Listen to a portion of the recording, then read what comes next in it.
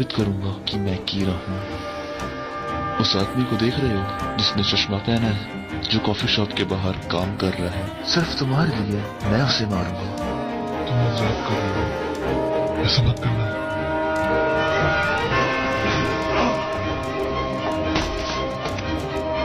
मेरे पास और कोई रास्ता नहीं था। मुझे लगा था कि अगर मैं कम से कम एक भी पर्सन को ना मारूं तो तुम मुझ पर यकीन नहीं करोगे।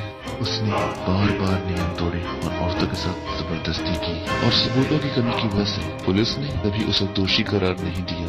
वो इंसान सोसाइटी के लिए खतरा था और सजा के लायक था। एल से तो तुम इतना जान ही चुकी हो कि मैं किसी के चेहरे जाने बिना उन्हें नहीं मार सकता। तो इसका मतलब साफ है कि यहाँ पे जितने भी लोग हैं मैं सबको मार सकता हूँ।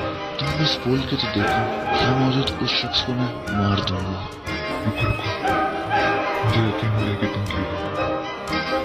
ये तो जाहिर सी बात है कि तुम इन लोगों से ज्यादा अपनी फैमिली से प्यार करती हो। और जरा सोचो, अगर तुम मेरा काम नहीं करते हो तो तुम्हारी फियांसे खतरे में है। नहीं, उसे नहीं। हाँ, मैंने तुम्हारे बारे में खोज की है। मैं सबको मार दूंगा, यहाँ तक कि तुम्हारी फैमिली को भी, अगर तुम वो नहीं करोगे जो मैं तुमसे कहता हूँ। और ऐसे में मैं तुम्हें भी मार सकता हूँ। मैं समझ गया, और तुम्हें मुझसे क्या चाहिए? तुम्हारे पास एक कंप्यूटर है ना? जो एजेंट्स जापान आए हैं, क्या उनकी कोई फाइल है इस कंप्यूटर में? जब भी मैं काम पे जाता हूँ तो मैं अपना लैपटॉप अपने साथ रखता हूँ, पर मेरे पास वो फाइल्स नहीं है। ऐसे में तो तुम फिर इस एनवलप को रखो। सबसे पहले ट्रांसीवर को निकालो और फिर ईयरफोन को लगाओ। एक ट्रांसीवर, और ये तो खिलौना है।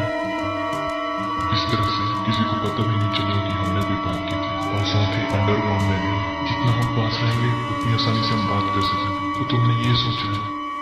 तो अब यामानोट लाइन पे जाओ, फिर उसमें तुम किसी भी डायरेक्शन में जा सकते हो।